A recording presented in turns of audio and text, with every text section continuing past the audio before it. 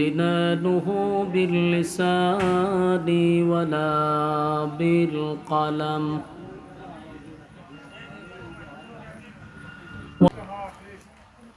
ফ্যান্ডেল দিয়া মাহফিল না, মাহফিল হলো মাইক দিয়া।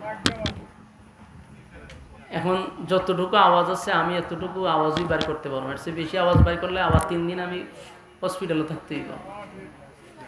এই জন্য আমি যতটুকু সে আমার দিচ্ছে আমি এতটুকু বের করতে পারবো। আমি যে এখানে শক্তি প্রয়োগ করব আমার দ্বারা সম্ভব না।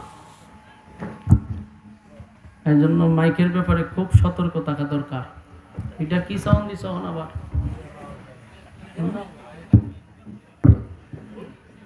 আরো সাউন্ড নষ্ট, এটা তো বিরক্তিকর, এটা বিরক্তিকর। ছোট্ট এক মেশিন রয়েছে যেটা মসজিদের 4টা মাইক